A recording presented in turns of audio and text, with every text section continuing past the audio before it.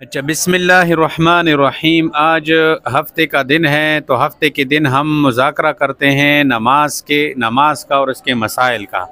तो नमाज से पहले वज़ू की जाती है। जिसका वज़ू शानदार उसकी नमाज शानदार, जिसकी वज़ू शानदार नहीं उसका नमाज भी शानदार नहीं होगा। वज़ू शानदार कैसे बनाएं? वज़ू के अंदर जितने फ़र्ज़ हैं उनका ख्याल रखें, वज़ू के अंदर जितनी सुन्नतें हैं उनका ख्याल रखें। समझ आ रही है कि ना? वज़ू के अंदर जितने सुन्नतें हैं उनका ख्याल रखें। तो इससे वज़ू जो है मुस्तहब कितने हैं इसमें, समझ आ रही है, उसका ख्याल रखें। और कौन कौन सी चीज़ें वज़ू के अंदर मकरूह है उससे अपने आप को बचाएं, इससे वज़ू शानदार बनेगा। तो जिसका वज़ू शानदार उसकी नमाज शानदार होगी। अब समझ आ गई? अब हम पढ़ते हैं वज़ू की सुन्नतें। क्या?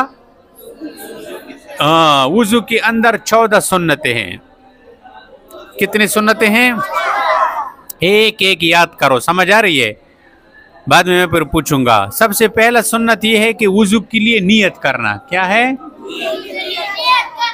हाँ, हर चीज़ के लिए नियत ज़रूरी होती है ना। मसलन बस चीज़ ऐसी होती है जिसमें नियत न की जाए तो सवाब नहीं मिलता। इसी तरह वज़ू भी है, आप वज़ू के लिए नियत करें तो आपको सवाब मिलेगा। समझ आ रही है? नंबर दो बिस्मिल्लाहिर्रहमानिर्रहीम पढ़ना। क्या? जब वज़ू शुरू करो तो सबसे पहले क्या पढ़ो? पहले नियत कर ली, उसके बाद बिस्मिल्लाहिर्रहमानिर्रहीम पढ़ लिया। तीसरे नंबर पर दाएं तरफ से शुरू करना। क्या? खी तरफ ना अवदास शुरू कौन, दाएं तरफ से। जब दोनों हाथ धोएं तो दायां हाथ, जब दोनों पाँव दो तो दायां पाँव, जब मुंह दो तो सबसे पहले दाएं साइड पे पानी डालो फिर बाएं साइड पे। समझ आ रही है? अच्छा, चौथा सुन्नत ये है कि 3 मरतबा दोनों हाथ कलाई तक धोना। ये कलाई गिट्टे है ना, ये आपने पहले वो नियत कर ली, फिर उसके बाद आपने बिस्मिल्लाहिर्रहमानिर्रहीम पढ़ लिया, फिर आपने वज़ू करना शुरू किया। तो सबसे पहले हम हाथ धोते हैं ना। अब जैसे कि मोटुलना वाला सुने विंजू का ना, अब ये हाथ कहाँ तक धोना है? ये कलाई तक। और कितने दफ़ा धोना है? 3 दफ़ा धोना है। 3 दफ़ा कलाई तक जो है इसको धोना सुन्नत है। बाज़ लोग डायरेक्ट मिसवाक उठा के मिसवाक करते उसके बाद हाथ धोते हैं, ये सही नहीं है। पहले हाथ धो उसके बाद फिर मिसवाक उठाओ। ये देखो नंबर 5 है मिसवाक करना। 5वां सुन्नत क्या है? जब आपने यहाँ तक गिट्टों तक कलाई तक हाथ धो लिए उसके बाद मिसवाक उठाओ, उसको तर करो, फिर मिसवाक शुरू करो। खबर है पोई शलाए? नंबर 6 3 मरतबा कुल्ली करना। क्या? मुंह में जो पानी डालते हैं ना वज़ू के अंदर, एक दफ़ा डाल दिए ठीक है, वज़ू तो हो गया, लेकिन सुन्नत का सवाब नहीं मिला। सुन्नत का सवाब कब मिलेगा? जब मुंह कितने दफ़ा धोओगे? 3 दफ़ा। एक दफ़ा मुंह में पानी डाल दिया, मिसवाक कर लिया, फिर दोबारा 3 मरतबा। अच्छा, नंबर 7 ये है कि 3 मरतबा नाक में पानी डालना। कितनी दफ़ा? कहाँ डालना? नाक में पानी डालना। अगर आपने एक दफ़ा डाल दिया ठीक है, फ़र्ज वो तो पूरा हो गया, लेकिन सवाब नहीं मिला। सवाब आपको कब मिलेगा? जब कितनी दफ़ा डालोगी नाक में पानी? 3 दफ़ा। तो ये कितने हो गए? 7 हो गए। नंबर 8 है दाढ़ी का खिलाल करना। क्या? अब्दुर्रहमान इधर देखो, अब्दुर्रहमान, दाढ़ी का खिलाल किस तरह है? ये मेरी दाढ़ी है ठीक है, इसके अंदर ये हाथ है ना, हाथ इसको गीला करके दाढ़ी की बालों के अंदर इस तरह करना।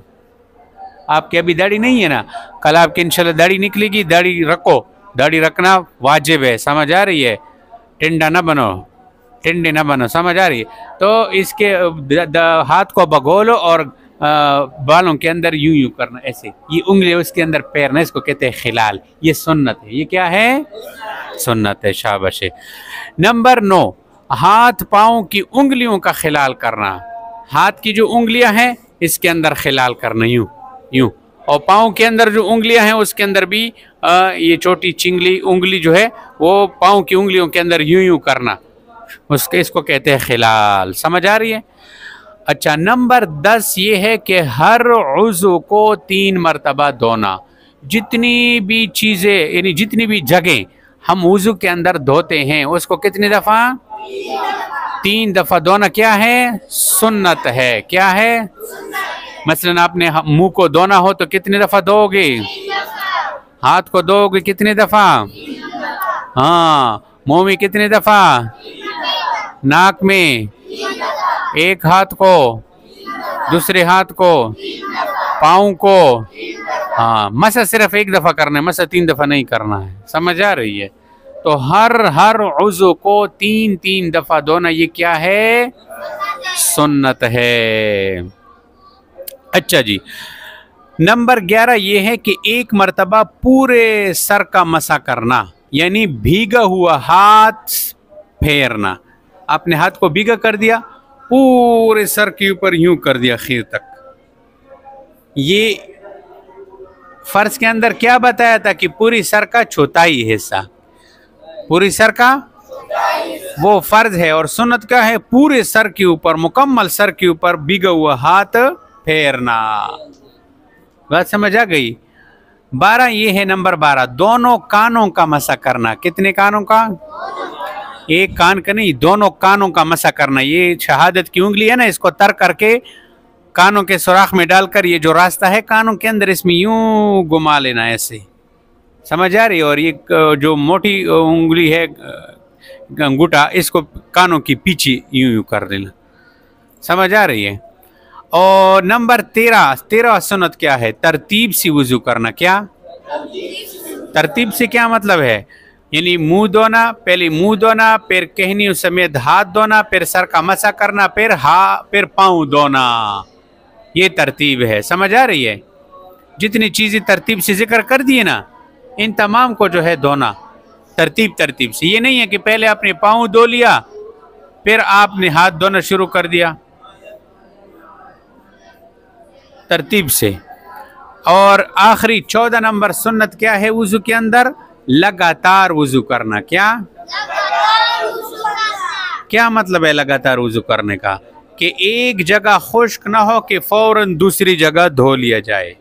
बाज़ लोग वुजू के लिए बैठ जाते हैं ना, तो इधर जो है हाथ धो लिया, फिर आपस में बातें शुरू कर दिया। अच्छा, फिर किसने कितने रन्स बनाए, फिर क्या हुआ, तो दूसरी जगह खुश्क हो गई ना। ऐसे नहीं, इतनी जल्दी फटाफट वुजू करो कि एक जगह खुश्क ना हो कि आपने दूसरा धो लिया हो, दूसरा खुश्क ना हो कि तीसरा धो लिया हो।